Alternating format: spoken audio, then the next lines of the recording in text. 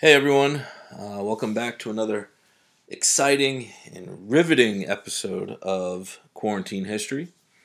This video, we will be looking at the foreign policy side of the presidencies of Gerald Ford and Jimmy Carter. Last video, we dealt with the domestic side, and then obviously we're going to talk about some foreign policy issues in this one. So we're going to start off with obviously Gerald Ford. Gerald Ford is in office for about 2.5 years, so he doesn't have as many foreign policy issues as maybe Jimmy Carter does or other presidents, but there are still a couple major ones. For example, continuing with Nixon's strategy of détente with the Soviet Union. Ford and Soviet leader Leonid Brezhnev will sign the Helsinki Accords. And the Helsinki Accords were an agreement that countries signed that they basically believed in human rights. That every human being, whether, it doesn't matter what country they're from, that they all have, these basic rights simply because they are human beings. And this was big for the United States to get someone like the Soviet Union on board with, who obviously didn't have some of the, the same ideals that we did. And here's a picture of Ford and Brezhnev signing the Helsinki Accords. Ford will also get what is called SALT II signed. This was a continuation of SALT I, which would further limit the number of nuclear weapons that both the United States and the Soviet Union had. This one never goes into effect, and I'll explain why in a few minutes, but SALT II will be part of another issue. You have the end of the Vietnam War happening. The last Americans leave in April of 1975. We talked about that in Chapter 16 with the Vietnam War, but Ford is president during that time. There's also an issue in that part of the world. It happens in Cambodia. Now, Cambodia was one of the places where communism did take over during involvement in Vietnam. And the group that took over was called the Khmer Rouge. And they, in May of 1975, take an American ship called the Mayaguez. And Ford will actually send in U.S. Marines to retake the ship, but before the Marines could get there, the ship was released. And so the Khmer Rouge sort of, did what they needed to do before the United States got involved. So this was, positive for the Ford administration. They saved face. They didn't have to, get into an altercation with a smaller government, a smaller country, and in a place where we literally had just left. Cambodia is literally right next door to Vietnam. Now, when Carter wins the election of 76, obviously he takes over and he sort of changes American foreign policy. Carter will believed, that countries should be getting foreign aid and help from the United States based on one issue: how they treat their people. It's not going to be if you're communist or non-communist. It's not going to be, basically anything else. Carter believed if you are good to your people, you will get American aid. If not, you will not get American help. Going back to SALT II, the American Senate will not ratify SALT II. They thought it would reduce American security. We had already reduced the number of nuclear weapons once under SALT I. They didn't think it was a good idea to do it a second time. They weren't sure, could they trust the Russians or the Soviets, I mean. And so the Senate didn't pass it. It will also get thrown out in a moment, and I'll tell you why. In December of 1979, the Soviet Union will invade the country of Afghanistan. And they did so because there was a group trying to take out Soviet control. They were called the Mujahideen. And the Mujahideen were the people of Afghanistan who didn't want the Soviet Union there. And so the Soviet Union will end up fighting a 9-year war. It's called their Vietnam. The Soviet Union basically gets bogged down in a place they can't leave. They don't want to look like an inferior country when they can't beat, Afghanistan.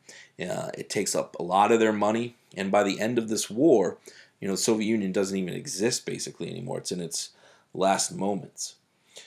The United States was not happy with the Soviet Union invading Afghanistan, and so President Carter tries to get them out. And when he's basically had enough, he gives basically 3 repercussions to the Soviet Union. You won't leave Afghanistan? Fine. First, we're getting rid of SALT II. We're not even going to consider it anymore. I'm not even going to try to get it passed in the Senate. 2, we're going to stop selling you grain. The United States was selling grain to the Soviet Union because they couldn't produce enough for their own people. And third, the most controversial one, is the United States will not go to the 1980 Summer Olympics. At this time, the Olympics were still once every 4 years. Both summer and Olympics would be held in the same year, obviously at different times. And the 1980 Summer Olympics just happened to be scheduled for Moscow. And so President Carter said, if you don't leave Afghanistan, we're not going.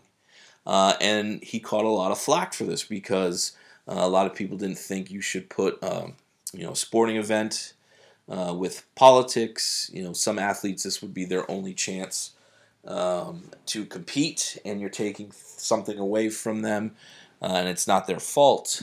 But Carter stuck to it. The United States did not end up going to the 1980 Summer Olympics. You can see from the New York Daily News cover, Carter pushes games boycott. Getting back to that foreign policy, Carter will really put human rights at the forefront.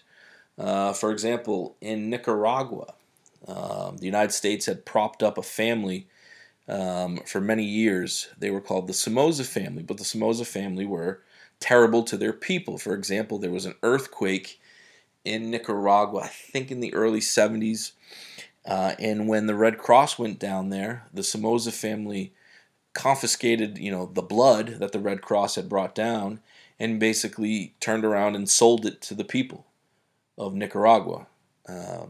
They just weren't, doing good things for their own people. And so when Jimmy Carter became president, he basically said, we're done with you.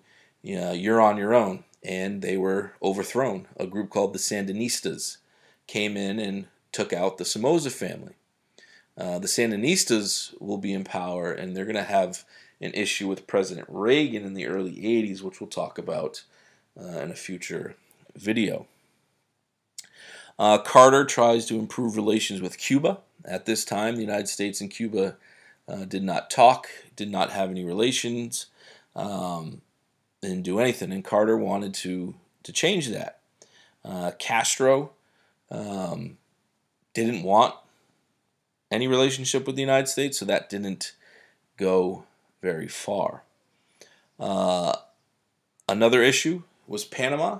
The United States and Jimmy Carter believed that the Panama Canal was, not as important, and the United States didn't really need to keep it anymore. And so as a result, in 1977, Carter will sign a treaty with Panama, basically giving back the Panama Canal, which happened in 1999. Now, Jimmy Carter will have his biggest success and his biggest setback in the same part of the world, the Middle East. His greatest success is known as the Camp David Accords. Camp David is the name of the presidential retreat. I think it's in Maryland, but presidents use it all the time. It's actually named after former President Eisenhower's grandson. But Camp David is a retreat, and here Jimmy Carter invited the leaders of Israel and Egypt to try and work out some differences. Countries in the Middle East are mainly Muslim. Israel obviously is a Jewish nation, and the Muslim world did not like that Israel existed, mainly because Israel got some land that was considered very sacred in the Muslim faith, Islamic faith. And so there's been a lot of bad blood between Israel and a lot of these countries. There's been wars off and on. And so Jimmy Carter here basically said, let's work things out. And in 1977, he does that. There's a video here you can watch to get more information on it. But Jimmy Carter gets Egypt and Israel to basically become somewhat friendly. Egypt will recognize Israel as a country, meaning they would exchange ambassadors, do business with each other, and Israel would take their troops out of a part of Egypt called the Sinai Peninsula. This was a huge deal.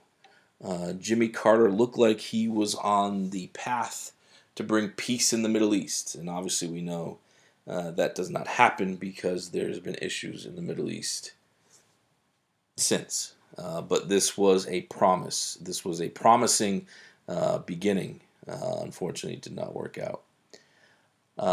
The biggest defeat, foreign policy-wise, for Jimmy Carter happens in Iran. In 1979, Iranian, basically college students, they revolted against the government in Iran. And that government was led by a man named the Shah. The Shah had been put in power by the United States back in 1953. We did that because the government in Iran in 1953 took over oil production. They basically said, we don't want you here anymore, and they took over our businesses there. The Americans didn't like that. So we took out the government and we put this guy, the Shah, in power. Well, countries don't like it when you mess with their politics. No one does. And so for years, this guy was in power and he was ruthless. He had his secret police kill people who questioned him. He used basically the money of Iran for his own being, for his own wealth. He'd have his lunch flown in from Paris, France. His wife bathed in milk. And so the people of Israel had finally of Iran had finally had enough. And in 1979, a leader in the Islamic faith, his name was the Ayatollah Khomeini, comes back to Iran. He had basically been kicked out by the Shah. And with his blessing, the students of Iran, these college-age kids, attack the American embassy in the capital of Tehran. And in the incident, they take, I think it was about 66 Americans hostage. And they will keep those hostages for 444 days. And the United States can basically do nothing about it. Here's an image. Here's an American being held captive by some of the Iranian students. This was the Ayatollah on the left, President Carter on the right. The hostages, some were released, a couple were released. It ends up being, I think, 53 are held for 444 days, and they were treated awful. There was mock executions. They would tell them that their children had died in car accidents, or their wives had left them, or just they were treated awful. And it wasn't until Jimmy Carter loses the election of 1980 and Ronald Reagan becomes president that they released the hostages. The hostages were finally released into American custody. But this was a huge deal for the United States because here were a bunch of college kids, the country of Iran, and they were basically doing what they wanted to with American people.